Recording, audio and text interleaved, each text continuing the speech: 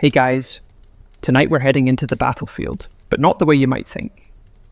There are no swords clashing or cannonballs whistling overhead. Instead, we're tiptoeing through silk-draped tents, past maps scattered with tiny wooden soldiers, and into something far stranger, the steamy, echoing stillness of Napoleon Bonaparte's travel bathtub. Yes, you heard that right. Of all the mysteries that swirl around the legendary French emperor, his military genius, his exile, his ego perhaps only rivaled by his hat size, there's one that often gets overlooked: his deep, unshakable, borderline obsessive commitment to taking hot baths. And not just any baths. We're talking about a man who, at the height of his empire, dragged a custom-made bronze bathtub across continents and through chaos. Imagine coordinating cavalry charges while also making sure your personal bathwater stays at a toasty 104 degrees Fahrenheit. You probably wouldn't last a day. So before you get comfortable, take a moment to like the video and subscribe, but only if you genuinely enjoy what I do here. And drop a comment below to let me know where and when you're listening from. Midnight in Milwaukee, dawn in Dublin, I'd love to hear it. Now dim the lights, maybe turn on a fan for that soft background hum, and let's ease into tonight's journey together. You're standing in the corner of a vast campaign tent, canvas walls flapping gently in the night breeze. A cluster of oil lamps throws trembling shadows across the floor, illuminating a very odd scene. There, at the center of the room, is a copper bathtub. Steam curls from its rim. Beside it, resting on a velvet stool, are two folded towels, a small bar of handmade soap, and a vial of what smells faintly like orange blossom. The man soaking in the bath barely glances at you. His hair is damp, his eyes are closed. But even like this, he radiates command. This is Napoleon, fresh from crossing the Alps, reordering the map of Europe, and still insisting on precisely 45 minutes of uninterrupted soak time before dinner. It all began with something very simple. Napoleon hated feeling dirty. As a young man in Corsica, he grew up in a warm, damp climate where sweat clung to the skin like a second shirt.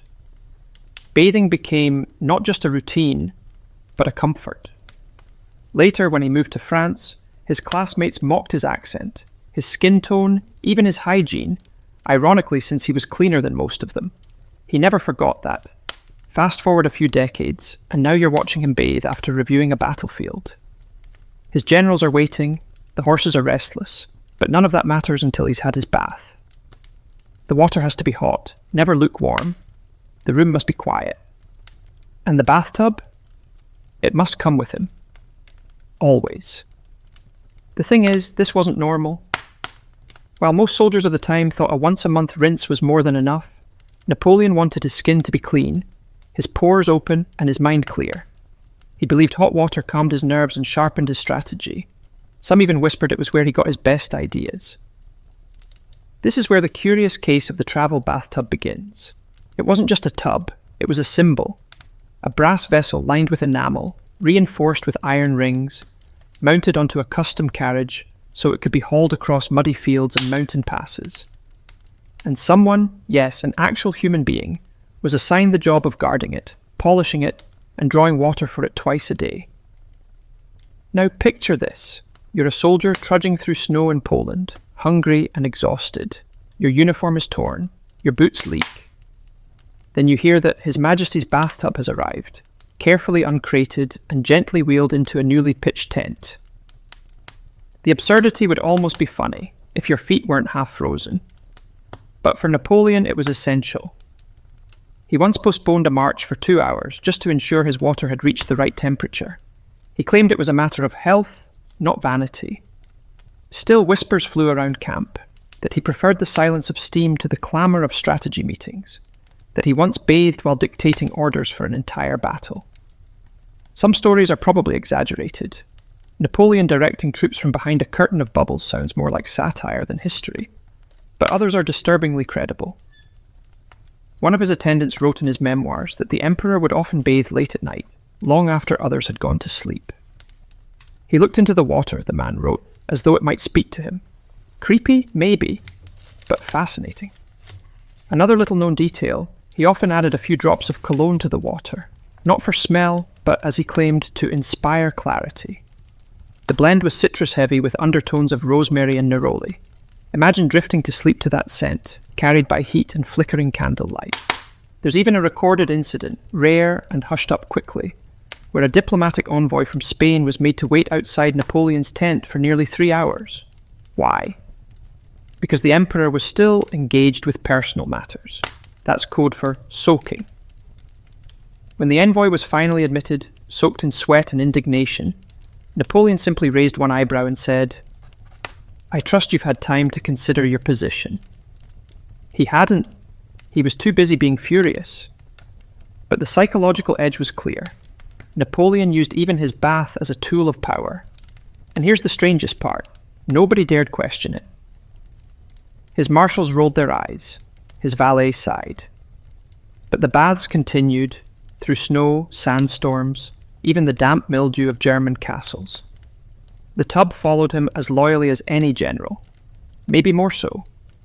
So tonight, as you sink deeper into your pillow and feel the warmth of your blanket wrap around you, imagine the warm mist rising off a bronze tub. Hear the gentle splash of water. Smell that ghost of citrus. Somewhere beyond time, Napoleon is still soaking, quiet, focused, waiting for the world to catch up. And just like that, you're there with him. The water ripples slightly as you shift your weight, the heat still clinging to your skin. The room, if you can call it that, with its flapping canvas walls and floor made of packed earth, holds a strange sense of ceremony. You've just witnessed something rare, a military titan, stripped of armor and ambition, surrendering to steam and solitude. But don't get too comfortable. That bathtub you saw? It wasn't just a quirk of luxury. It was the centerpiece of a ritual, a habit so deeply ingrained in Napoleon's life that even the roar of cannon fire couldn't disrupt it. Because what most people didn't understand, then or now, was how much the man relied on this one quiet act of self-preservation. Napoleon Bonaparte bathed obsessively, not once a week, not when he had time, but daily, sometimes more than once. And not merely a quick rinse, but a full immersion, shoulders under, arms floating, mind drifting. A soldier's life was full of dirt and blood. His, he insisted, would be clean. The routine was almost sacred. He'd wake before dawn, issue orders, meet with aides, and just before reviewing the morning briefings, he'd bathe. Again after lunch, sometimes before bed. The man planned his empire around his bathing schedule. There's a letter, still preserved, where Napoleon, in the middle of negotiating a military alliance, included specific instructions on transporting the copper bathing vessel and its required linens. As if to say, yes, we'll be taking Austria, but only after I've soaked properly. Imagine being the poor soul assigned to his bath detail. You're not fighting battles, you're hauling kettles of water, sometimes from icy rivers, sometimes up 3 flights of stairs in a borrowed chateau. And heaven help you if the temperature's off. Soldiers gossiped about it constantly.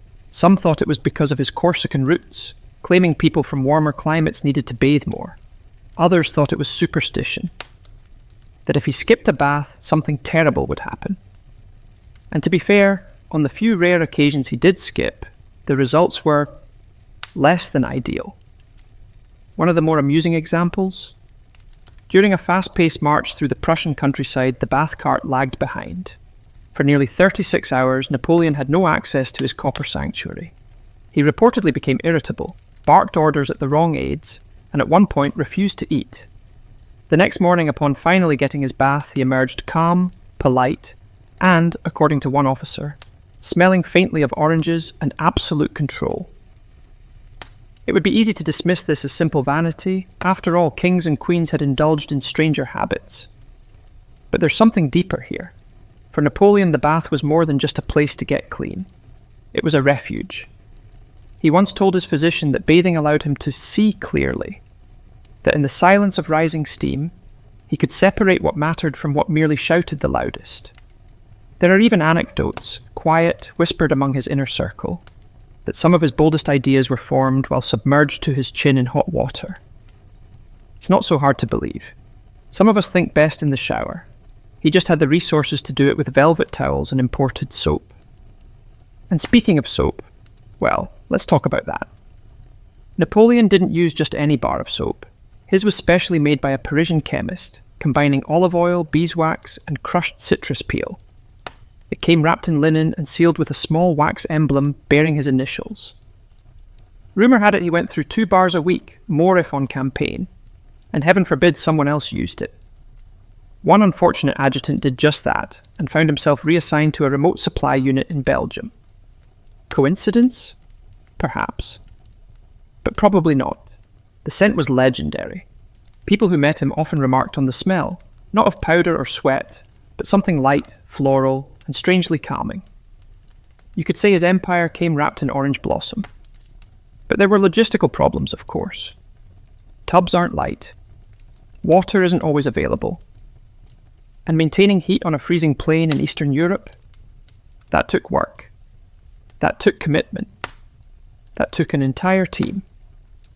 Which brings us to perhaps the strangest detail of all. Napoleon had a dedicated bathing crew. Not just servants.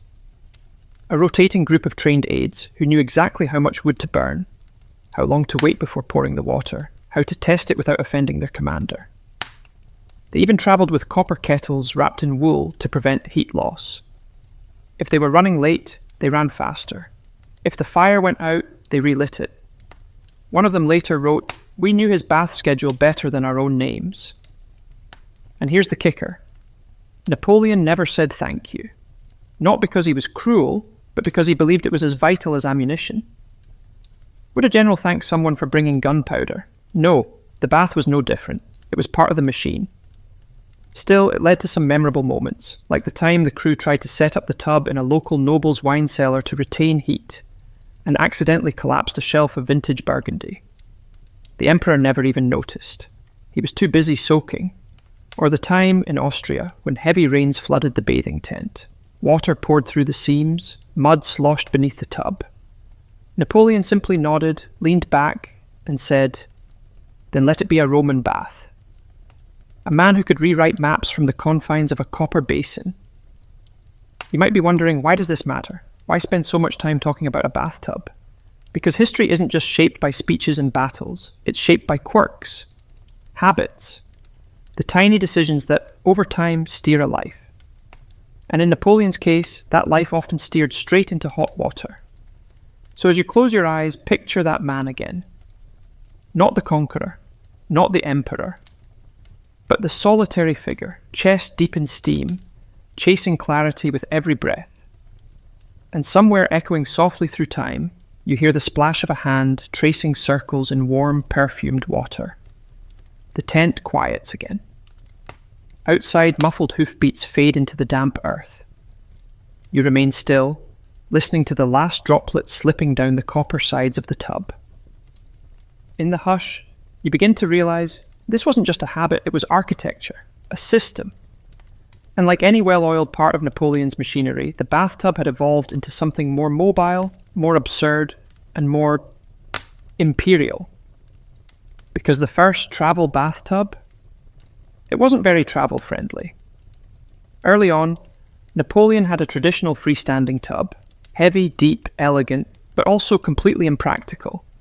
During the Italian campaign, it had to be carried by 6 men across rocky slopes, through narrow passes where goats hesitated, and into buildings that barely had door frames wide enough to accommodate it. One soldier reportedly muttered that the emperor's bath had more handlers than his artillery. But Napoleon wouldn't part with it.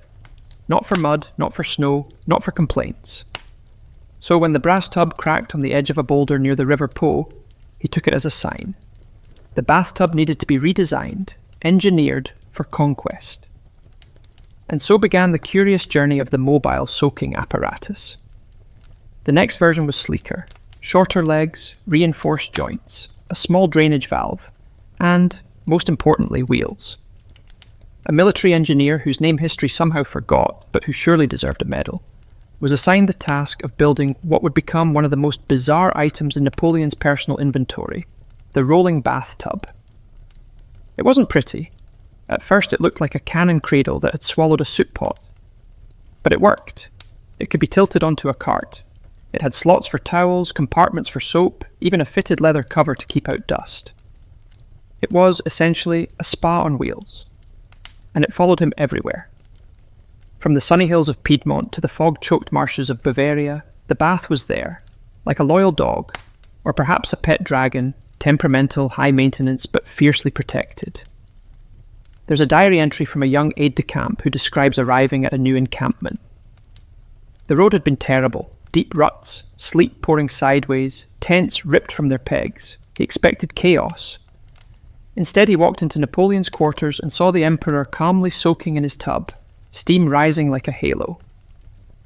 His Majesty did not ask about the battle reports, the aide wrote. He asked for more lavender. And here's where the historical irony gets delicious. For all his military efficiency, Napoleon's bathtub became a logistical nightmare. It had to be packed in straw, hoisted by at least 4 men. The cart required special suspension to keep the tub from bouncing out over uneven terrain. If it arrived dented, scratched, or heaven forbid lukewarm, someone was getting reassigned to latrine duty. One staff officer recalled a disastrous day near Wagram when the bath was delayed. The emperor waited in a sour mood, fully undressed, pacing the tent in his robe. When the tub finally arrived, caked in mud and emitting a suspicious squeak, he reportedly stared at it, then quietly muttered, "So, this is what defeat smells like." They never let it squeak again. And of course the stories only grew. Tales of soldiers bowing to the bathtub as it passed. Of enemy spies noting its position as a clue to the emperor's location. Of one ambitious young officer suggesting it be fitted with iron plating in case of ambush. Napoleon declined. "Even I draw the line somewhere," he reportedly said. The bathtub even influenced interior layouts. Temporary headquarters were often reorganized around it. Bedrooms, maps, mess. Nothing came before the bath space. And it wasn't just physical priority, it was psychological. For Napoleon, if the bath was ready, he was ready. It was a reset button. A warm, fragrant fortress from which he could emerge reborn. There's one particularly strange night recorded in the memoirs of a valet named Durand. They were camped outside Vienna, the wind howling, rain seeping through seams in the canvas. Supplies were low, spirits lower. And yet, at precisely 9 p.m, Durand was told to prepare the bath. With no firewood nearby, they used broken furniture. They boiled river water. They fashioned a windbreak from discarded tents. And finally, after hours of improvisation, Napoleon entered the tub. He said nothing for a long time, just closed his eyes. Then, with a small smile, he whispered, "This is civilization." Durand didn't understand it then. But years later, reflecting in exile, he wrote, "I think he believed the bath was not for comfort, but to remind himself that he was not merely surviving. He was choosing to live." That's the difference, isn't it? Most commanders accepted the filth, the discomfort, the chaos of war. Napoleon, in the midst of ruin, demanded ritual, demanded warmth, demanded soap. And that bathtub became the symbol of it all, his refusal to be reduced by the world around him. Now think about that, the idea that even in war a man could cling to something so simple, so human, so absurd, and make it powerful. You close your eyes again. The tent disappears. The steam lingers. Somewhere in the distance, the wheels of the bathtub creak quietly as it rolls across another forgotten field, following its emperor into the fog. The field is quiet now. Moonlight spills in patches across the grass, and the air carries the smell of smoke, iron, and lavender soap. The camp has fallen asleep, but the bath remains warm, and it's being packed up again. You hear the gentle clank of copper being lifted, the low voices of soldiers trained not in arms, but in towel folding and water draining. It's almost a dance, rehearsed, precise, a ritual wrapped in steam and discipline. Because this isn't just about a man in his tub anymore, it's about the entire crew devoted to it. Napoleon's bath team, sometimes jokingly referred to by other officers as the Imperial Soaking Corps, was made up of a small but vital group of men who understood that timing was everything. Some were servants, others were craftsmen. A few were even former artillerymen reassigned due to injuries, now trained in the fine art of bath logistics. Their job wasn't glamorous, but it was essential. They'd ride slightly ahead of the main column, scouting spots suitable for fire pits, privacy, and water sources. They could build a bathing enclosure from canvas in under 10 minutes. They knew how to level the ground with shovels, how to shield the tub from wind, and how to reheat water quickly when temperatures dropped. And they were fast. One officer wrote that he once timed them out of sheer curiosity. From the moment the order was given to the first steam rising from the tub, 18 minutes. They even had a nickname for the tub itself. La Sirène, the siren, because, as one aide joked, it sang His Majesty away from his generals and into a trance. The Bath team took their work seriously, perhaps too seriously. They polished the copper until it gleamed. They stitched fresh linen towels embroidered with a simple N. They carried a wooden box filled with soap, brushes, tiny glass bottles, and a silver water thermometer that Napoleon often ignored. And then there was the fire. Ah yes, the fire. Keeping enough heat for a proper bath in the middle of a wet French field wasn't easy. At least 2 men were always assigned to maintain the fire, even in heavy rain. One had a habit of sleeping with the matches tucked inside his boots to keep them dry. Of course, things didn't always go smoothly. There was the time in Saxony when they built the fire too close to the tent wall. The canvas caught, and a corner of Napoleon's cot smouldered before anyone noticed. The Emperor emerged from the bath, still dripping, surveyed the damage, and said, "It seems I am both steamed and smoked." Then there was the infamous mud incident. Marching through Flanders during a particularly nasty spring, the Bath crew tried to set up near a stream. The ground looked solid until the first bucket was poured. The weight of the tub caused it to sink. Within moments the tub was tilted sideways, half swallowed by sludge, and Napoleon was left with a cold splash of reality and no bath at all. He did not find it amusing. Still, he didn't punish them. He understood, perhaps more than most, that in a world of uncertainty, even the best rituals slip. What did frustrate him, however, was the occasional delay caused by more pressing matters, like actual battles. There's a strange tension here, one that historians still debate. Was Napoleon's obsession with bathing a clever way to remain calm? Or was it a form of control, something he could manipulate when everything else was chaos? Some scholars suggest it was both. There's the famous account from the Battle of Austerlitz. The night before his decisive victory, while other commanders sharpened blades and reviewed maps, Napoleon bathed. For nearly an hour. Alone. In the middle of December. The tent walls shook with wind. His valet begged him to come out, but Napoleon waved him off. "The water is perfect," he said, "and so is the plan." He emerged refreshed, dressed slowly, and gave final orders with the quiet authority of a man who just soaked away doubt. Was that strategy? Was that superstition? We still don't know. Some say the bath allowed him to enter what we might now call a flow state, a meditative trance where he could step back, breathe, and think. Others argue it was vanity disguised as habit. But whatever the truth, the results spoke for themselves. And here's a lesser-known twist. The bath wasn't always just for bathing. On at least one occasion, possibly more, Napoleon used the tub as a meeting space. Yes, that's real. During the campaign in Italy, a young diplomat was granted an audience with the emperor. He arrived at the tent, bowed respectfully, and was then waved inside, only to find Napoleon chest deep in water, sipping wine and motioning for him to speak. The diplomat stammered. He tried to avert his eyes. But Napoleon gestured casually and said, "If my bath offends you, your argument is already weak." And the man continued, delivering a full proposal while trying not to focus on the fact that the most powerful man in Europe was lounging like a Roman senator in a portable spa. The deal, by the way, was approved. Was it an intimidation tactic? A way to show power? Or just Napoleon saving time? You decide. But it's this blend of comfort and calculation that makes the bath such a curious object. It's not just a tub. It's a throne, a sanctuary, a weapon. So as you drift a little deeper into this strange corner of history, you begin to see the copper tub not as an accessory, but as a quiet, rolling monument to control in a world bent on disorder. And through the folds of time, you can still hear the creak of its wheels, the hiss of its fire, and the calm voice of a man who ruled empires. From a bath. The morning fog is lifting now. Pale sunlight filters through the trees as soldiers stretch sore limbs and the camp begins to stir.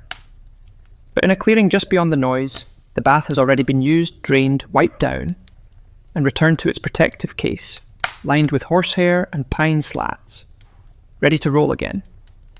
And today it's rolling toward a battlefield. Because yes, Napoleon took his bath even before battles. Not always, of course. There were emergencies, forced marches, storms. But when he had the slightest opportunity, he soaked, even on mornings when cannon smoke already hung in the distance, or when horses neighed restlessly outside his tent. His bath took priority. You might think that sounds reckless, but Napoleon had his reasons. Before Austerlitz, before Wagram, before Marengo.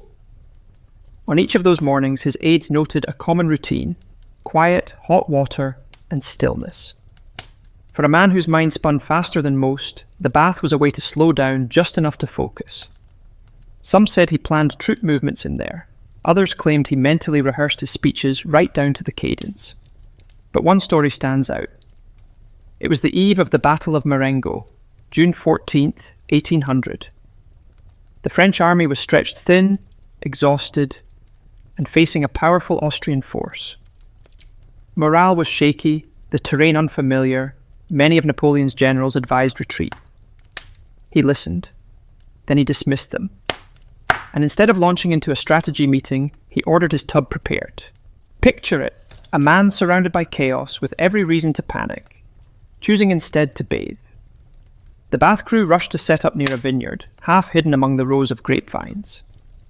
They hauled buckets of water from a spring, boiled them over split barrels, and poured them carefully, quietly. Meanwhile, the wind carried distant bugle calls and the scent of wet earth. Napoleon stepped into the tub as though he were stepping into command. An hour later, he emerged, dressed sharply, hair combed back. He didn't pace or shout. He simply gathered his staff and calmly laid out the day's plan. A risky bait and counterattack maneuver that would leave the Austrians stunned. And the next day, that's exactly what happened. The French looked doomed by mid-afternoon.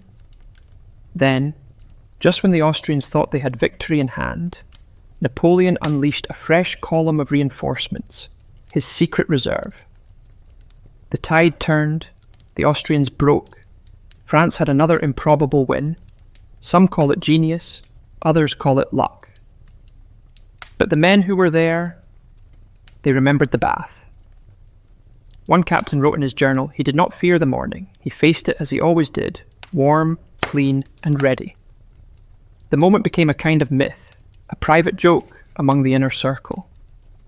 If he's soaking, they'd whisper, we'll be marching soon. Still, not everyone approved. Some of his older generals, those who had grown up in the mud of the revolution, saw the bathing ritual as aristocratic fluff. Wasteful, unmanly, even.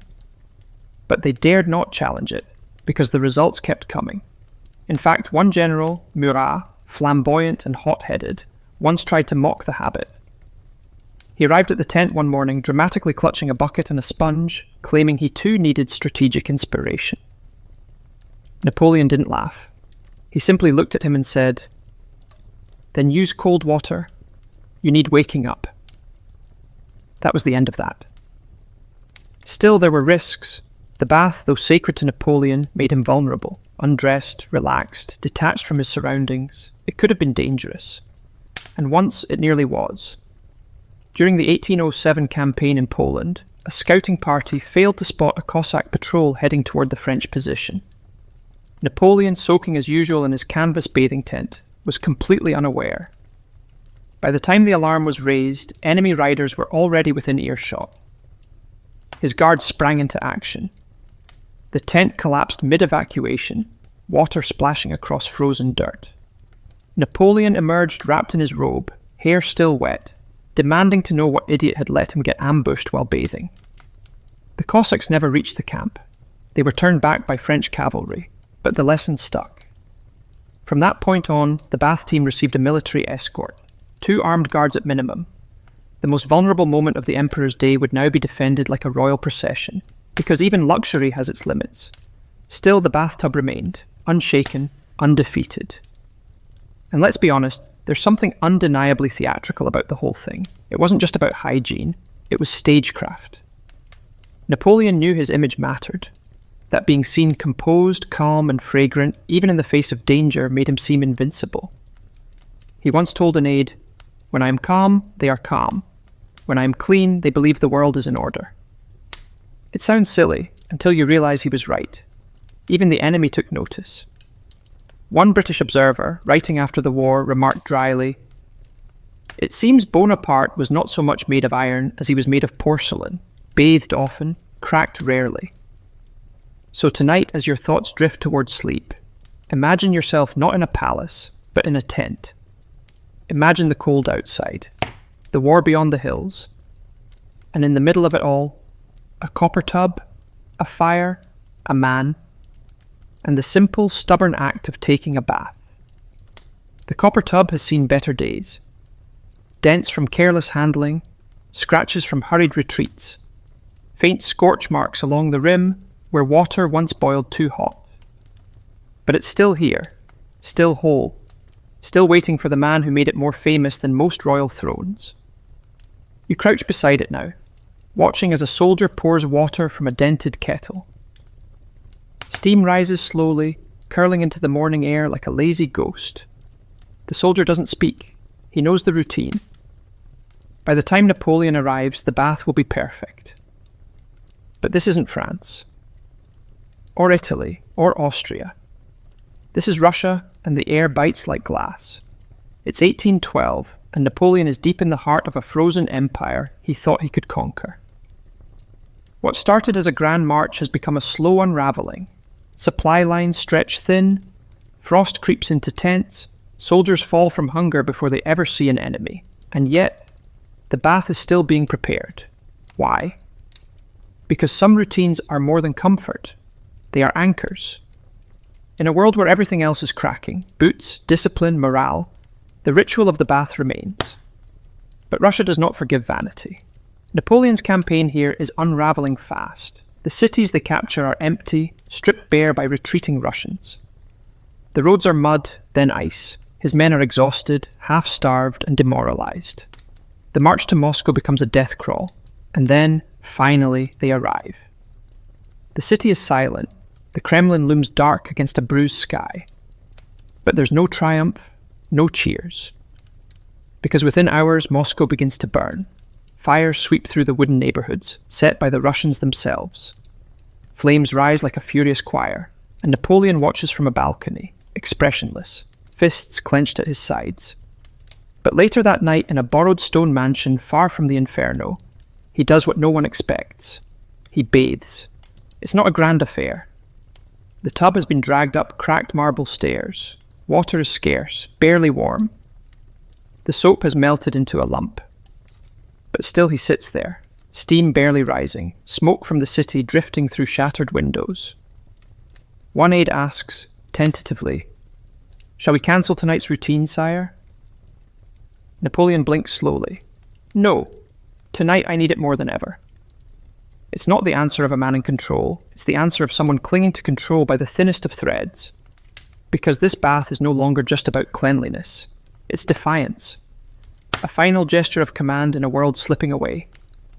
And the next morning, as his boots crunch across blackened cobblestones, the Emperor smells faintly of burnt soap and lemon peel. But the real test is still to come. The retreat from Moscow. Winter arrives early. Temperatures drop below zero. Horses freeze where they stand. Fingers turn blue and snap.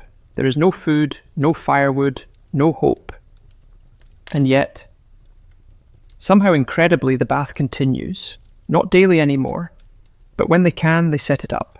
Sometimes with melted snow, sometimes with water chipped from frozen barrels.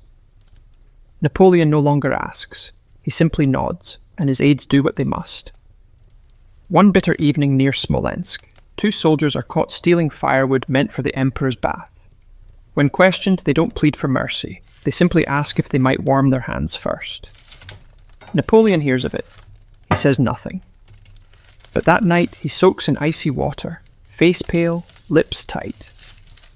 The copper tub groans as it cools. Later he writes a letter. It's short, just a few lines. Not to a general, not to a diplomat, but to a perfumer in Paris, asking if more orange blossom oil can be sent to Warsaw once circumstances permit. Circumstances never permit. By the time Napoleon's army limps out of Russia, over 400,000 men are gone, frostbitten, starved, lost to snow and silence. And yet, the bathtub survives. A dented relic of pride, of ritual, of refusal.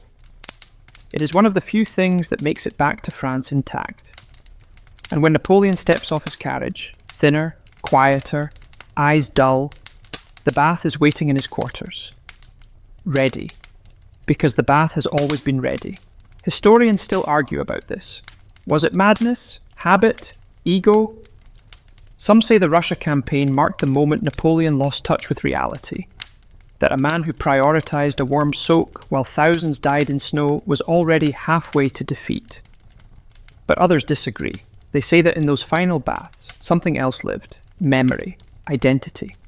That as the empire crumbled, he was still, somehow, Napoleon. A man who wore silk even in exile. A man who stared down ruin with soap.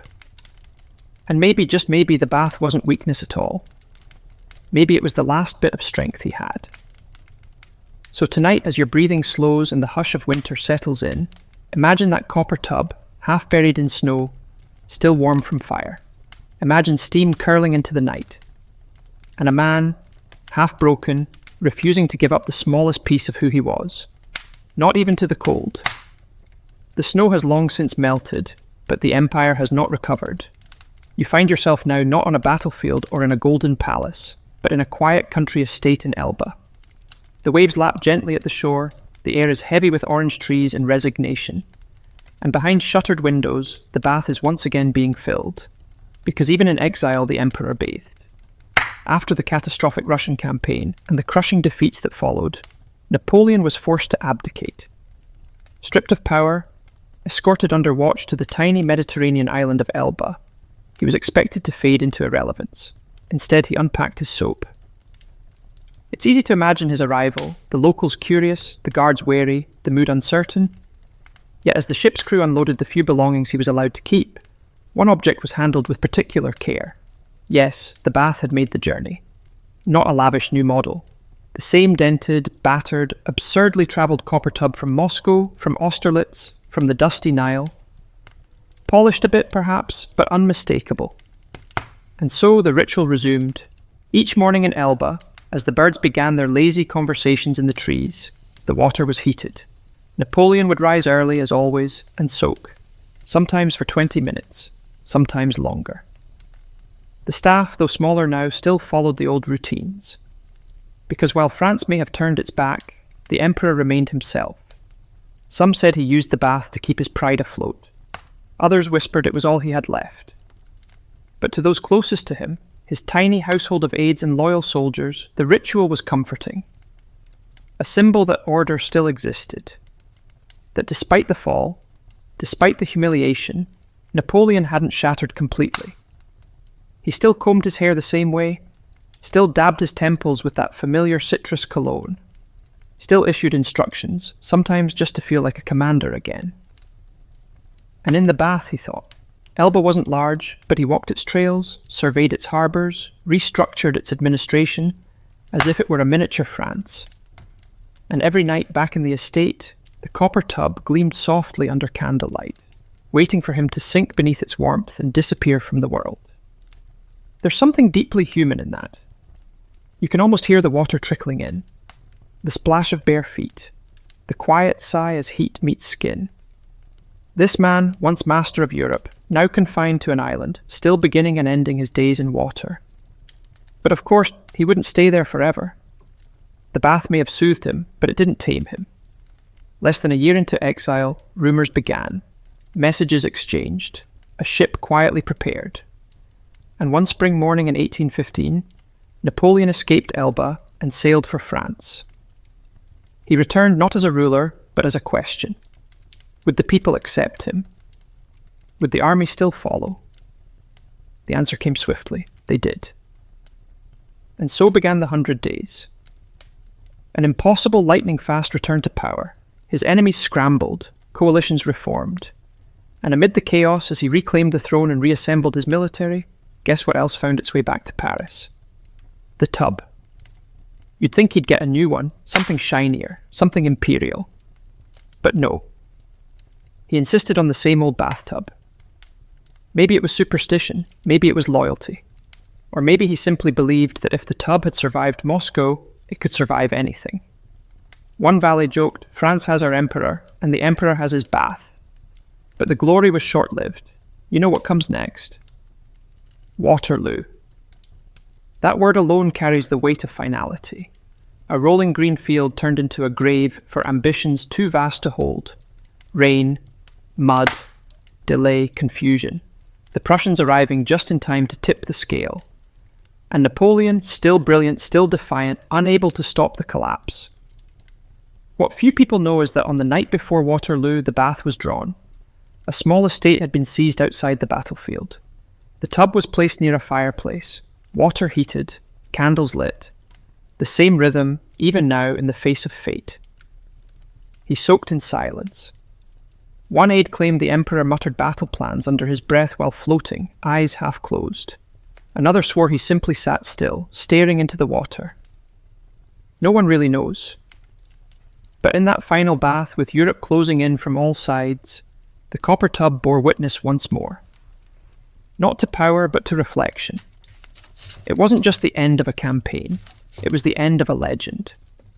The next day cannonballs flew. Muskets cracked. Horses screamed. The rain turned fields into swamps. And by nightfall, Napoleon's army was broken. He fled. And once again, the bath followed. Even in defeat, he couldn't leave it behind. Back in Paris, he tried to maintain the illusion. One more bath in the palace. One more fragrant moment of pretend.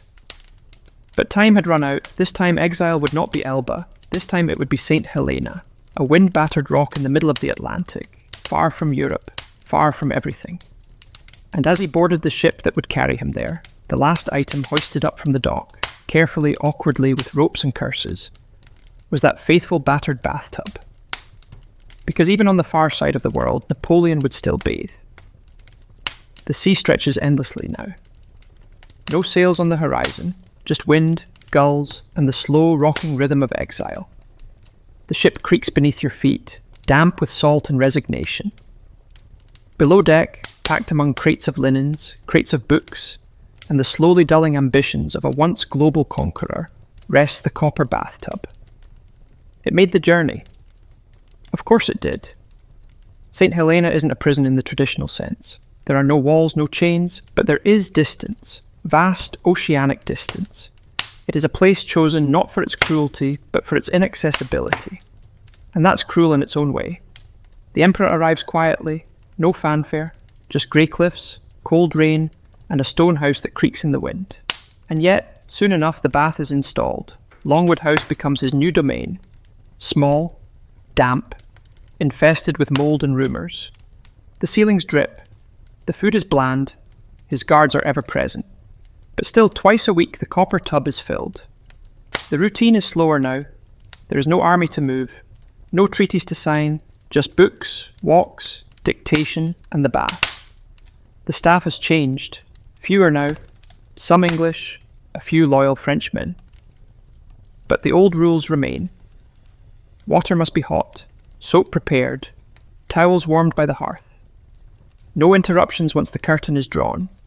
And here, far from the din of war, the bath becomes something else entirely. It becomes memory. He speaks less, soaks longer.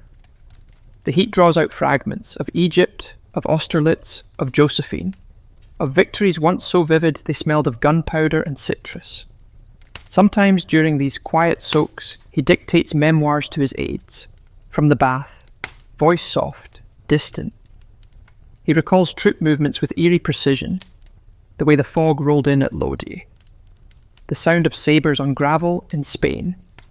But also strange details, the type of wine served before battle, the stiffness of his boots, the moment a soldier once knelt just to hand him a towel. It's as though, in that copper tub, the years collapse. One aide, young, impressionable, once dared to ask, "Why do you still bathe so often, sire? Here of all places?" Napoleon didn't answer at first. He simply closed his eyes. Then, after a long silence, he murmured, "Because this water still obeys me." It was a half-joke, a sad one, but it landed with weight. Because everything else, armies, allies, thrones, had slipped beyond his grasp. But not the bath, not yet. And there's a strange comfort in that. Even the British officers, tasked with monitoring him, come to respect the ritual. They don't interfere. One even orders extra firewood to be delivered, quietly, without mention. Perhaps they understood, in their own quiet way, what that bath had become. Not just a habit, not just hygiene, but a fortress. And sometimes when the Atlantic wind howls and the candlelight flickers, the copper walls of the tub reflect more than just water. They reflect who he once was, who he still thinks he is. A man of logic, of vision, of empire. Even when all else has shrunk to a leaky ceiling and damp floorboards, there are letters too, puzzling ones. One to a soap maker in Marseille, asking for more of the number 3 blend with the lemon oil, if available. Another to an old valet, long since retired, asking if he still remembers how to fold towels in thirds, not halves. They seem trivial, eccentric, but they're more than that. They're breadcrumbs. Pieces of a past life he refuses to surrender completely. And he holds on to those pieces with the same stubbornness that once carried him across Europe. But of course the body begins to falter. He grows tired more easily, walks shorter distances. His appetite fades. Doctors come and go. They debate symptoms, prescribe drafts, argue over diagnoses. Some blame the climate, some suspect poison. Some just think time is finally claiming what war could not. But still, he bathes. Even when he can no longer lift himself into the tub without assistance, he insists. And the staff quietly, gently, continues the ritual. They warm the towels, they draw the curtains, they speak less and less. Because what do you say to a man who once ruled half the known world, now sitting naked and shrinking in a tub that has crossed oceans? Maybe nothing. Maybe silence is kinder. And so the water steams. The room warms. The emperor closes his eyes. Some nights he speaks aloud, softly as if to ghosts. Other nights he says nothing. But always, always he bathes. So as you settle deeper into your sheets, imagine that island, isolated, wind-worn, and inside a small room lit by flickering firelight, a man in decline, but still clean, still composed, still Napoleon. And somewhere in that rising steam, a memory of empire lingers. The walls of Longwood are damp, the windows streaked with rain. Outside, the sea hammers the cliffs with endless persistence, like history knocking, again and again, at the door of a man who no longer answers. You sit quietly now in a corner of his room, watching the fire sway low in the grate, as 2 attendants prepare the bath for what will be one of the last times. The copper gleams dully, not quite as polished as before. The towels are thinner. The lemon oil, once abundant, has long run out. But the ritual remains. Because even as his body shrinks and the world forgets, the routine holds. They heat the water in smaller pots now. The larger kettles are too heavy, and the emperor no longer tolerates the noise. They use wool blankets to insulate the tub, so the heat lasts longer. They pour gently so he isn't startled by splashing. Everything is quieter, slower, more reverent.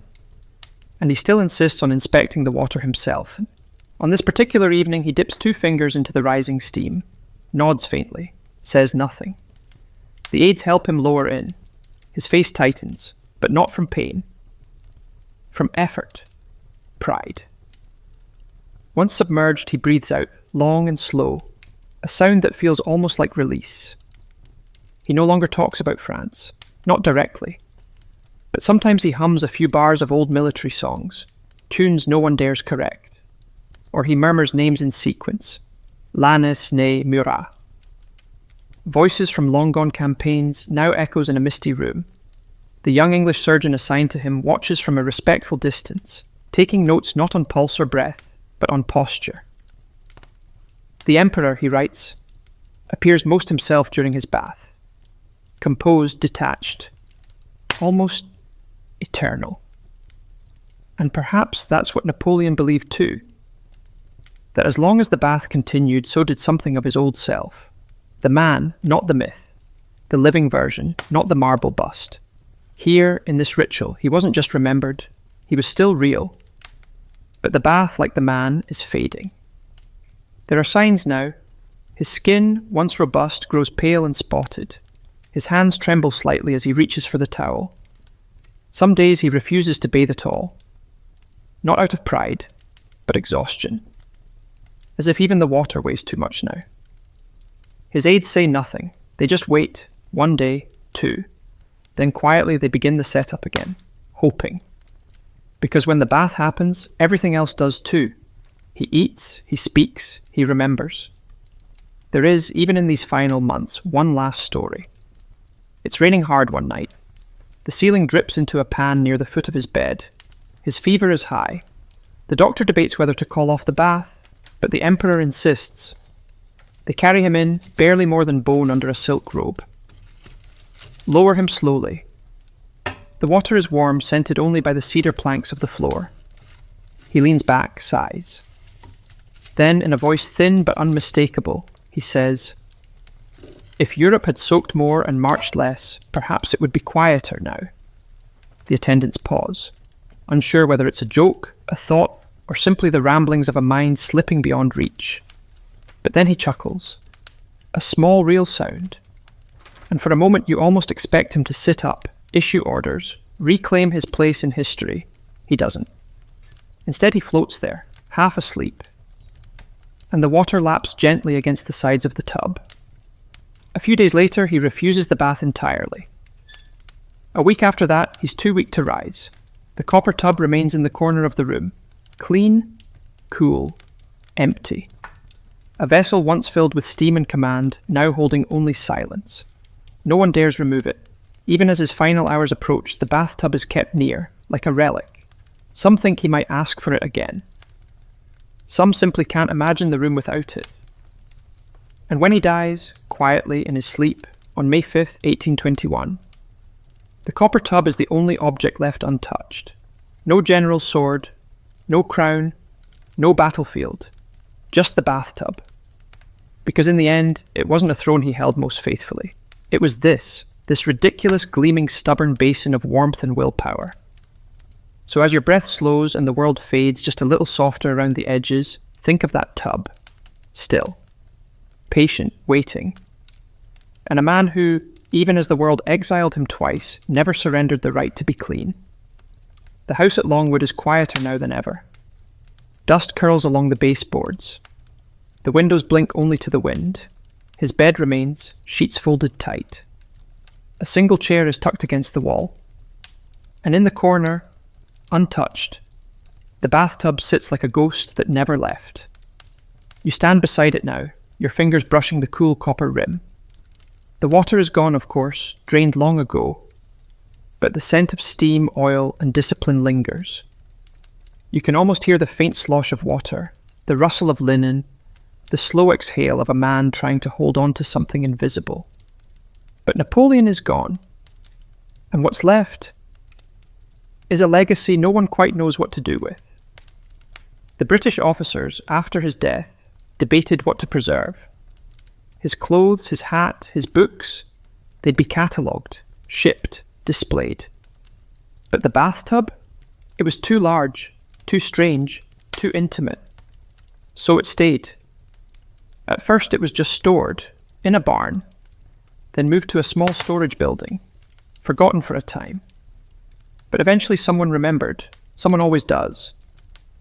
Because objects like this, objects touched daily by history, have a strange gravity. They pull us back. And in time, the bathtub became an artifact, first a curiosity, then a legend. Tourists began asking about it. Scholars made notes. One French historian travelled all the way to St. Helena just to see it. When he found it, rusting gently under a canvas tarp, He reportedly knelt and whispered, "He bathed here."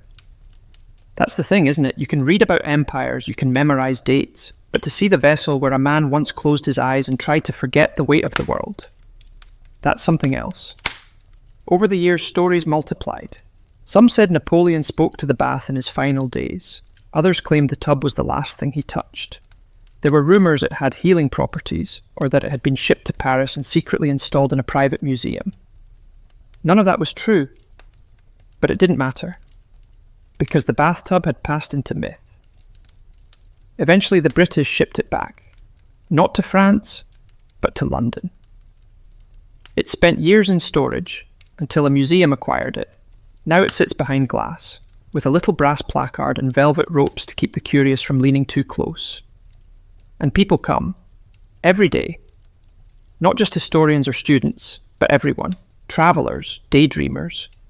People who don't know much about Waterloo or the Code Napoleon, but who understand the strange power of ritual. They peer in, they imagine the steam, the solitude, the soft drip of water echoing in candlelight. And for a moment they see him not as a statue or a symbol, but as a person. Fragile, predictable, human. Because bathing, in the end, is one of the most human things we do. And here was the most extraordinary man in Europe, doing it like clockwork, in the same battered tub, no matter the chaos outside. Sometimes visitors laugh when they see it. It's smaller than expected, plainer. One child said it looked like a giant soup bowl, but others just stare. One elderly woman, standing beside it for a long time, whispered, "He must have needed it more than we knew." And perhaps she was right. Perhaps the bath wasn't about comfort or ego, but about order. In a life ruled by noise, politics, betrayal, blood, the bath was still, warm, predictable, clean. There's something strangely comforting about that. You don't need to conquer Europe to understand the desire for a quiet moment, a warm soak, a place to close your eyes and float, just for a little while, above the mess of it all.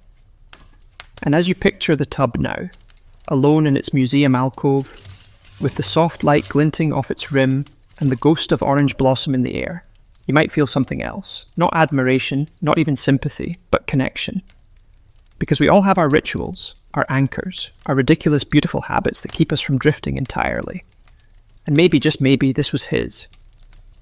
So tonight, as you ease deeper into stillness, picture once more that man, not on a battlefield, not on a throne, but in a tub, silent, soaking, reclaiming a little piece of peace, because history remembers the victories. But you remember the bath. Now the room fades. The tub sits behind museum glass, and the echoes of war are long gone. But the story hasn't ended, not really. Because every so often someone stumbles upon it in a quiet corner of a gallery, reads the placard, and pauses longer than they meant to. And maybe you're one of them.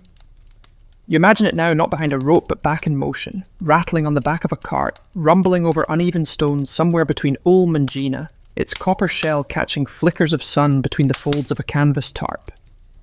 Because before it became a relic, it was a traveller, and it travelled far.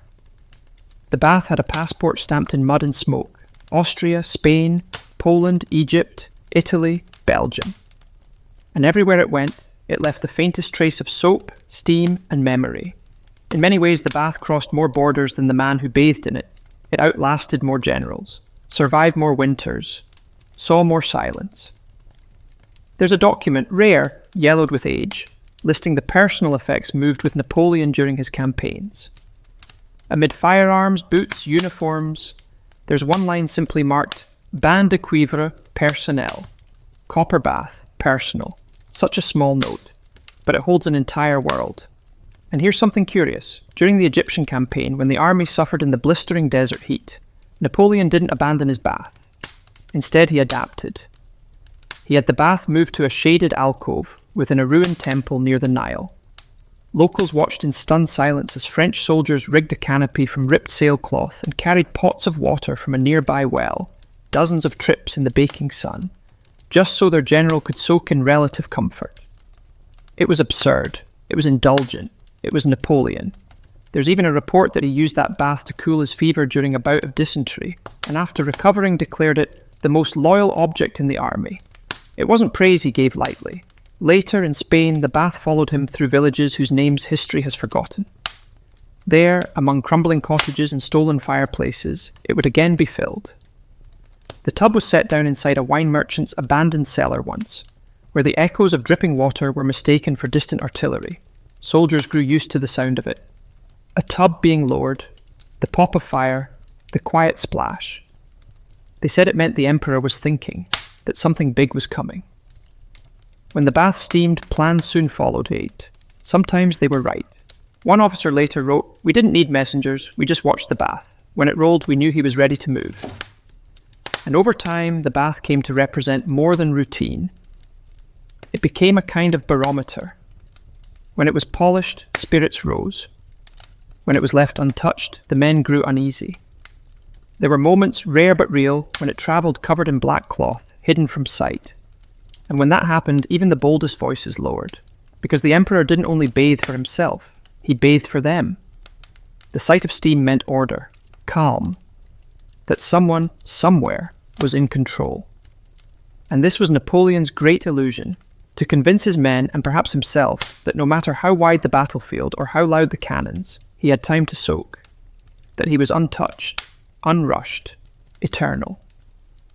Of course, nothing is eternal, not empires, not men, not even copper bathtubs, but the story somehow goes on.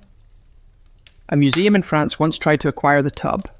There was a campaign, petitions, even appeals from descendants of his household. But in the end, it stayed in England. A quiet reminder, perhaps, that legacies rarely end where they begin. And it's not the only one. There are imitations now. Replicas, small bronze bathtubs sold in gift shops near Waterloo, postcards, even tea towels. People laugh, buy them, forget them. But once in a while someone keeps one on a shelf, stares at it, wonders what it must have felt like to soak in silence while the fate of nations trembled just beyond the tent flap. You think of that man now, eyes closed, breathing slow. The sound of firewood popping, water lapping, a map drying on the table nearby. The tub wasn't just for bathing, it was for remembering and forgetting.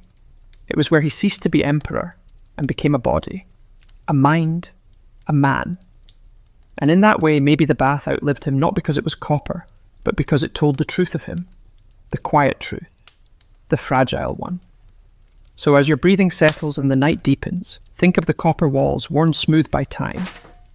Think of the small hands that polished it, the steam, the solitude, and the man who, no matter where history pushed him, always made time to sit still. The fire crackles lower now, and your thoughts drift like steam off the bathwater's surface. You imagine the world slowing down around that little copper tub, like time itself dared not intrude upon the ritual. And perhaps that's the most remarkable part, not the wars, not the crowns, but that within all that noise he carved out quiet. Even his enemies noticed. There's a peculiar report from a Prussian intelligence officer who once remarked that Napoleon's peculiar attachment to his bath was a form of psychological armour. In his notes he wrote, "The man bathes as if to deny the existence of the battlefield. He creates in water a territory no nation may invade." It wasn't meant as a compliment, but it might be one of the truest observations ever made. Because the bath wasn't just habit, it was strategy. Let's go back to one of his strangest campaigns, the one in Italy, 1796. Young Napoleon, unproven, ambitious, his army underfed, outnumbered and plagued by desertion. He marched them across the Alps into a crumbling mess of roads and rival factions. But when they reached a small village near the Po River, he made an unexpected request. No supply check, no cannon inspection. He wanted a bath drawn. At the time, his aides were confused. They protested. "General, the men are starving." He didn't raise his voice, just replied, "And what do you think I'll plan best, hungry or clean?" The bath was drawn, in a borrowed stable, heated over a goat fire with water filtered through a wine sieve. He soaked while dictating letters, orders, tactics. By morning the plan was set. and the enemy was driven back across the river. Coincidence? Possibly, but the pattern repeated. He once had his bath carried up a hill at Montebello by 4 men, just so he could sit in warm water with a view of the valley below. "It helps me see better," he reportedly said, tapping his temple. He claimed the bath unlocked clarity. That, like a general surveying terrain, he could map his thoughts better with heat and silence. Many dismissed it as eccentricity, but the results, harder to argue with. Even at Tilsit, during the tense peace talks with Tsar Alexander, Napoleon bathed daily, sometimes just before a meeting. His aides noted the shift, how he'd enter negotiations flushed, calm, clothes perfectly arranged, the scent of bergamot trailing just behind him. As if instead of going to war, he'd just stepped out of a Paris salon. Diplomacy by bathwater. It sounds ridiculous, until you realise how much of his power came from performance. Napoleon knew eyes were always on him. That authority was as much about posture and presence as it was about strategy. The bath became his reset, his wardrobe change, his invisible armour. One of his chamberlains once said he could be shouting in fury 1 hour, then soaking quietly the next. And when he emerged, it was as if the storm had passed through him and out the drain. Even the British, who hated him, couldn't deny his precision. A captured French officer, interviewed aboard a Royal Navy ship, was asked what made Napoleon different. His answer? He understood his own rhythm. And that rhythm often began with water. But it wasn't always elegant. There's a lesser-known episode during the Siege of Acre in 1799. Supplies were low, water was scarce. The bath crew begged to skip the ritual. Napoleon refused, so they found what they could. Buckets of brackish water, heated over camel dung. They poured it into the tub. Gritty, sour-smelling, but hot. He soaked anyway. Afterward he said nothing. But later that night he issued one of his most ruthless orders, a full frontal assault, despite the odds. Some believe the bitterness of that bath fueled his fury. Others believe it was the only comfort he could take before giving a command that would cost hundreds of lives. It's hard to say.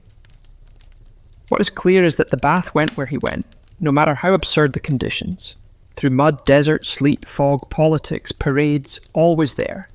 There's something comical about it, of course. Imagine the bath being hoisted up the Alps, slipping down Spanish stairs, wheeled across a Venetian bridge while locals stare, unsure whether to salute or laugh. But there's something poetic too. Because the bath, in all its gleaming practicality, held something most generals never allowed themselves: vulnerability. In that water he wasn't armoured, wasn't marching, wasn't performing. He was alone. And maybe that's why he insisted on it, because the emperor, the tactician, the myth, none of them could afford to break. But the man needed 30 minutes a day to forget all of it, to soften, to breathe. And so he bathed, over and over again, until finally he couldn't. And now that tub, once filled with steam, lavender and secrets, sits dry. Not defeated, just waiting. So tonight, as you slip further into stillness, imagine that basin again. Empty, cool. The surface just beginning to fog as a kettle whistles nearby. And for a brief moment you see him, Napoleon, walking in, unhurried, reaching for the towel. One more soak before the world returns. The fog rolls low over a quiet valley. The birds have not yet stirred. In the distance, a river snakes past empty fields once trampled by cavalry boots and dreams. But closer, within the walls of a forgotten inn, someone once lit a fire, filled a tub, and closed the door on the outside world. Because even after the battle stopped, Napoleon kept bathing, even as his world narrowed, from palaces to manors, from manors to damp rooms with single windows. The ritual held. It became the last true constant in a life built on change. And this, perhaps, is where we find the most curious contrast of all. A man obsessed with motion, always chasing time, yet rooted, anchored by a quiet, motionless pool of hot water. There's something quietly radical in that. We like to think of him as kinetic, a blur on horseback, a storm in uniform. But in the bath, he was still. Still and deliberate, no medals, no sword, no grand speeches, just warmth. There's a scene recorded by his valet Ali, one of the few people Napoleon truly trusted. It was after Leipzig, after the Grand Armée had shattered and limped back across the Rhine. France trembled, Paris braced for invasion. And what did Napoleon do that night?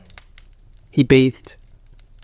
Ali, in his journals, writes, "I thought he might be broken, but he asked for water, soap, and the cologne from the green bottle. He hummed softly. He stayed in longer than usual. When he emerged, he looked older, but not finished." That moment matters, because it wasn't just about soothing muscles or washing off the filth of defeat. It was about reclaiming control, about standing briefly outside the collapse and saying, "Not yet, I am still me." And maybe that's what the bath always was, his rebellion. While the world shouted and twisted and demanded, he closed the curtain and soaked in silence. That wasn't avoidance, that was resistance. We underestimate the power of stillness in the face of chaos. And he understood it better than most. The bath also became a place of revision, not just of the body, but of memory. He would retell events to himself in those long soaks, smooth their edges, reframe the defeats, polish the victories, dictate letters that rewrote how history would remember him. Sometimes his aides would hear him murmuring entire speeches, ones never delivered, into the echoing chamber of the tub. Imaginary applause curling with the steam. One particularly haunting story comes from the final weeks at St. Helena. He had stopped writing, stopped eating much, barely spoke. But one day, unexpectedly, he asked for the bath again. The staff, startled but eager, rushed to prepare it. They polished the copper, heated the water with extra care, draped fresh linens, laid out a robe. He entered slowly, with help, lowered himself in, and for a long time said nothing. Then, almost inaudibly, he whispered, "We won at Austerlitz, didn't we?" His valet, standing just beyond the curtain, didn't know whether to answer, so he stayed silent. And the emperor continued, "Yes, we did. Beautifully." It wasn't a question, it was a decision, because in the bath he could choose which version of history lived, which memories were scrubbed away, which remained. And the water, ever loyal, never contradicted him. There's something oddly comforting in that, isn't there? We all have places we go to rewrite, to revise, to rehearse the better version of what was, or what could have been. Maybe for you it's the shower, a long drive, a walk after dark. For him it was the bath. It wasn't self-indulgence, it was a sanctuary.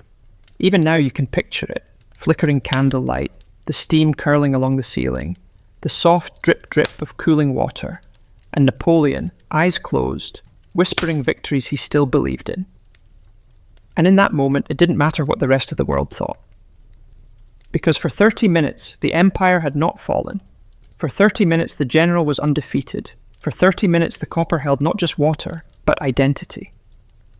So as the room around you softens and your breath deepens, remember this. We are not only made of our battles and our triumphs, we are also made of the stillness we choose, the quiet habits that hold us when everything else slips. And Napoleon, of all people, understood that best. The sky over St. Helena is heavy tonight. A low wind presses against the shutters. The candle flames lean slightly, as if listening. Inside, the tub waits once more, silent, empty, cool to the touch. But once it held the weight of a man who refused to let the world take everything. Because now we've come to the part of the story where no one is watching, and he bathes anyway. The letters have stopped. The visitors have thinned.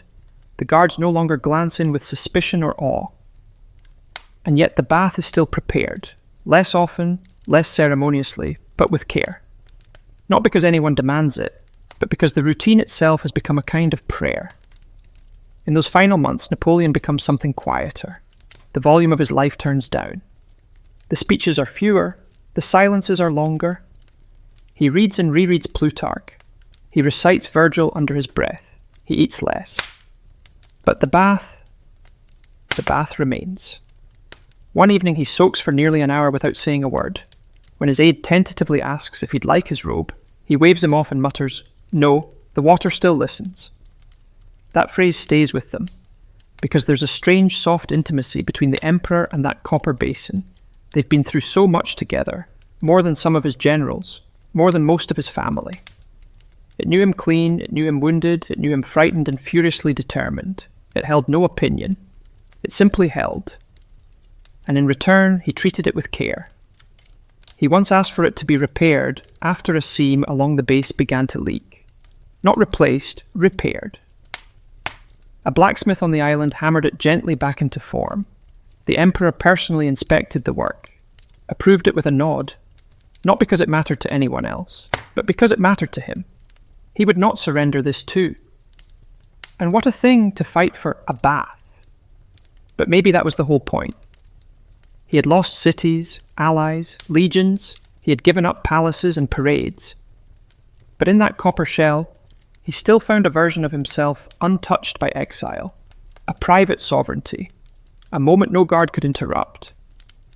It's said that during one of his last coherent days, he asked the physician if bathing could extend his life. The man gave the answer you'd expect. No, sire, but it may ease the pain. Napoleon nodded, then said softly, then give me ease, not pity. And that night they warmed the water just a bit longer. The aides said he fell asleep in the bath, that his head dipped forward and his breath grew so soft they feared the end had come. But when they reached for him, he stirred. I was dreaming, he said, eyes still closed. Of what? They asked. But he didn't answer, only smiled.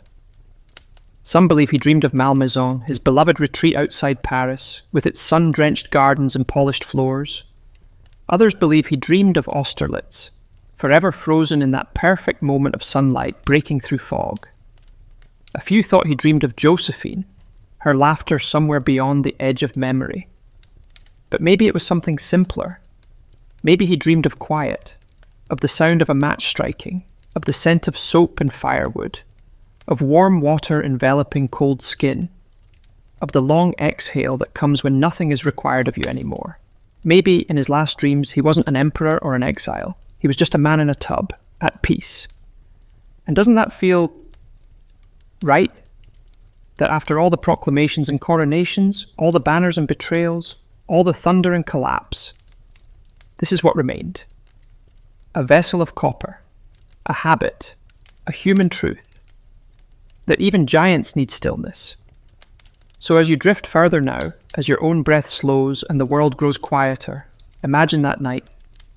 The tub half full, the candles low, the sea beyond the hills whispering against stone, and a man, once feared, once adored, once unstoppable, floating in warm silence.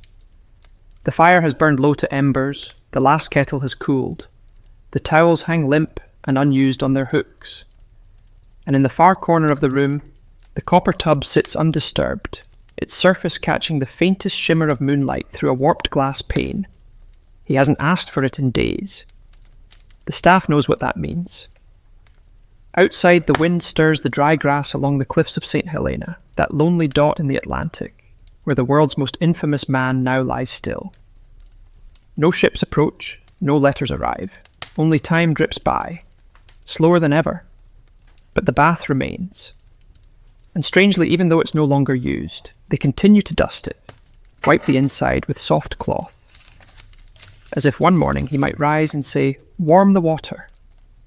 And if that day came, they'd be ready. You see, when you live beside someone for years, when you learn their routines, their silences, their smallest comforts, you begin to understand the weight of ritual. You begin to understand that certain acts are not optional, they are foundational. And for Napoleon, the bath was always more than water and soap. It was a mirror, a chamber of reflection, a vessel that did not argue, a place where he could reassemble himself after being fractured by the day. They say he sometimes looked into the bathwater, not just to see his face, but to search, quietly, privately, for who he had been. Not the man scribbled in reports, not the myth carved in stone, but the boy from Corsica, barefoot in the garden, collecting thoughts and dreams before he ever held a sword. That boy lived in the water still. And now, as the days pass with fewer words, the tub holds its breath. One of the guards, an Englishman who'd once served in India, started placing a sprig of lavender on the folded towels each morning. No one asked him to. He just thought it seemed proper. A small nod to something larger than grief. Because even his captors had grown quiet in his presence. They had come expecting fury, arrogance, fire. What they found was steam, and beneath it, a man whose ferocity had softened into stillness, who bathed as if he were slowly erasing his outlines. Not out of despair, but necessity, as if before he vanished he wanted to be clean. The room he died in was not the one with the bath, but when the end came, after the fever, the murmured names, the silence, an aide took it upon himself to move the tub into the next room. He didn't explain why. He just felt that it should be there. Close. And so the bathtub waited one final time, not for Napoleon to enter, but to be near the moment when even ritual reached its final breath. There's something beautifully human in that. No flags, no marches, just a copper basin in a quiet room, beside the man who once ruled continents and now needed only warmth. Years later, when historians argued over his legacy, they fought over borders and battles and doctrines. But none of them wrote about the bath. That's left to us. To imagine the weight of that copper, the way the steam softened his features, the way his eyes, so often hard in portraits, might have flickered with softness as he soaked beneath candlelight. The way perhaps the emperor was most himself, not in a throne room, but submerged, weightless, breathing deep. And now as you sink deeper into your own stillness, you understand the meaning better than ever. The tub wasn't indulgence, it was memory, resistance, peace, and maybe, just maybe, it was hope. The years have moved on without him. Empires rise, borders shift, statues erode, and history books argue, but somewhere, tucked behind museum glass, or tucked deeper in the quiet folds of memory, the image remains. A simple copper bathtub, dulled by time, still reflecting the faint shape of a man who once carried the world on his shoulders. And let it slip away, one bath at a time. And here's what's strange. The older the story becomes, the more clearly it resonates. You begin to realize this was never just about Napoleon. It was about how we all try to hold on to something when everything else spins too fast. Some of us grip routine like a handrail on a swaying ship. Others find stillness in music, or morning walks, or folding laundry exactly the same way every Tuesday. But for him, it was the bath. Always the bath. And in that choice, both mundane and profound, we find the thread that pulls him closer to us. Because he was not made only of brilliance or brutality. He was made of habit, of temperature preferences, of needing quiet in a life too loud. And isn't that ordinary? Isn't that exactly what makes the story endure? Think of the bathtub again. Not during battle or exile or ceremony, but in the long hours between, when nothing demanded his attention, when the generals had gone and the fire had dulled, and only the drip, drip, drip of cooling water filled the air. There's a kind of dignity in that, a softness not granted to him in most histories. But it's there, in the folds of towels, in the polished brass brush handles, in the silence between the splashes. One visitor to the museum once whispered that the tub looked lonely. But maybe that's not quite right. Maybe it looks patient, like it knows something no one else does. Because that bathtub saw what no scribe or soldier could. It saw him unmasked. There's a story, apocryphal maybe, but no less true for it, that during the brief restoration of the monarchy after his exile, someone asked King Louis XVIII what he thought of Napoleon's reign. The king reportedly scoffed and said, "Let him keep his battles. In the end, he died wet and forgotten." But that wasn't true. He wasn't forgotten. And he wasn't just wet. He was remembering. We all carry pieces of ourselves into quiet places, and sometimes those places hold us better than any throne or title ever could.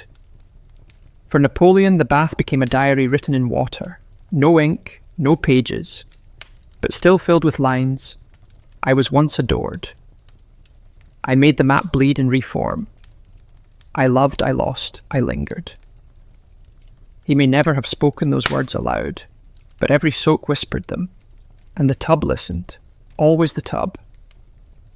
So what do we do with that? This odd detail in a life so grand, we keep it, not because it's amusing or strange, but because it's true in the way that matters most.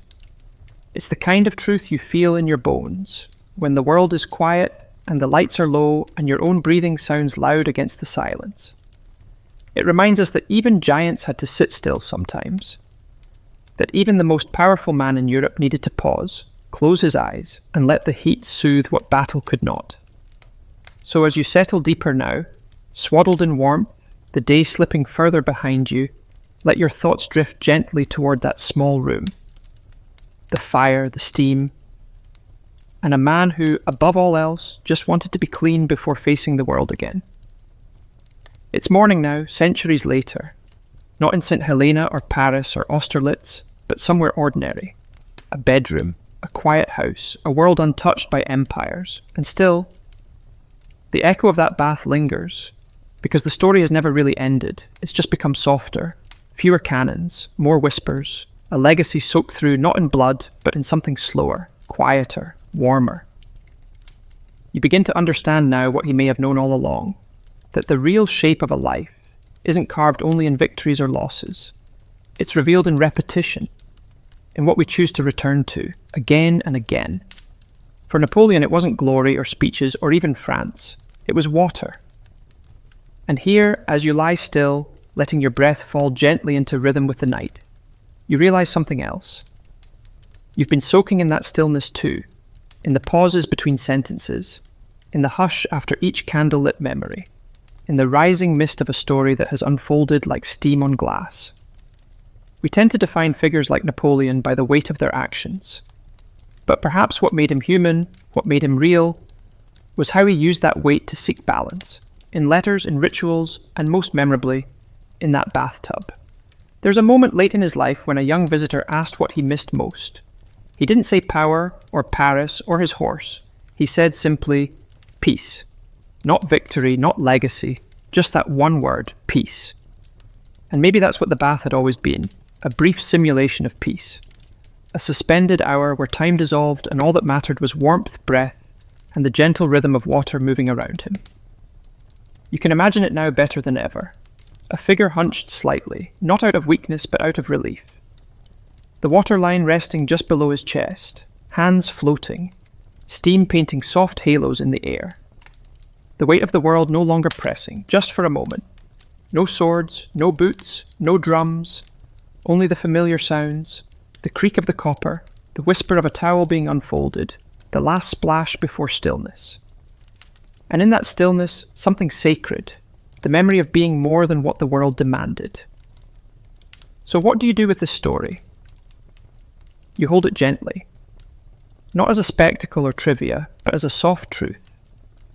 A reminder that within every great myth is a man who once sat quietly, knees curled, eyes half closed, letting the warmth do what speeches never could. And maybe, just maybe, you allow that to change how you view your own rituals.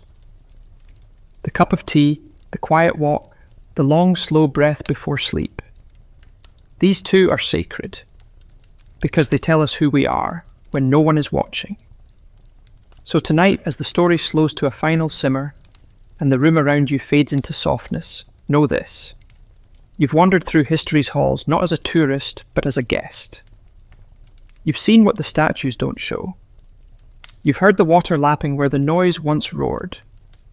And you've understood, if only for a moment, why the bath mattered.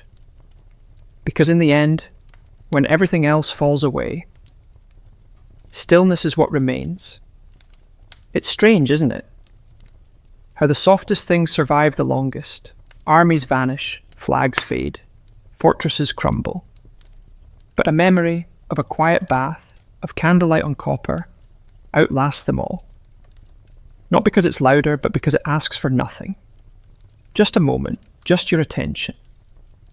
And now with only a few steps left in this story, you can feel how close we are to its quiet edge. You've walked the campaigns, you've stood in the tent as water was poured. You've seen the steam rise through victory and loss, through exile and defiance. And still the ritual holds. Because beneath all the myth-making, that's what the bath really was. A way for Napoleon to keep a small corner of himself untouched by history's roar. He had so little control in the end. No more proclamations, no more armies, no more nations to reorder. But he still had heat, still had water, still had the right to be gentle with himself, if only for 30 minutes at a time. And if there's one thing we can take from him, this man so wrapped in contradiction, it's this. We need places that are just for us. not for productivity, not for progress, but for preservation. A bath, a page in a journal, a breath on the balcony before dawn. The things that ask nothing of us except that we be. That truth is easy to forget, especially in a world that measures us in output, steps, likes, and speed. But Napoleon, despite all his hunger for legacy, protected that small sliver of peace, like a candle behind a curtain in the middle of a storm. And now that you've followed him here, perhaps you understand something deeper, that we are all allowed to stop, to soak, to step away from the noise, not in surrender, but in grace. There's a final anecdote, too gentle for textbooks, but too perfect to ignore. After his death, when the household began packing his things, the aides came to the copper tub. There was some debate over what to do with it. Leave it, ship it, melt it down. But one young servant, new to the household, barely out of boyhood, stood by it for a long time. He finally spoke, voice low, almost reverent. This is where he seemed the least alone. And so they didn't scrap it, they kept it. Because somehow everyone understood it wasn't just a possession, it was the only place the man could disappear without vanishing. To be nobody and still be whole. That's a kind of freedom, isn't it? One not won through conquest, but claimed quietly, in soap and steam. So now as you lie here, your thoughts floating like steam toward the ceiling, maybe you feel it too. That gentle permission to rest, to breathe, to make peace with what the day has asked of you, and to ask nothing more in return. This isn't about being an emperor, it's about being human. And that, after everything, is the greatest victory of all. The night is deep now.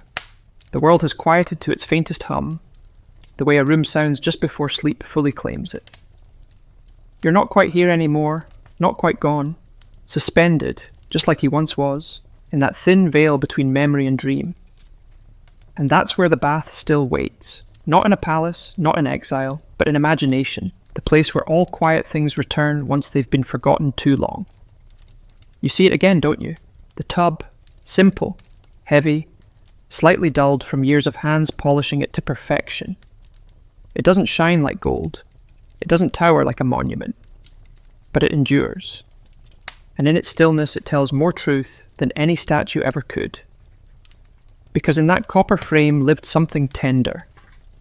A man who spent his days commanding thousands, but his nights needing only steam and silence. A man who redrew Europe, but never once altered the shape of the bath he loved.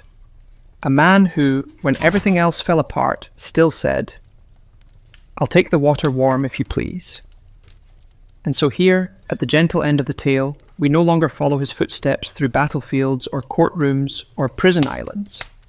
We follow the heat rising from the bathwater. We follow the quiet. We follow what made him human.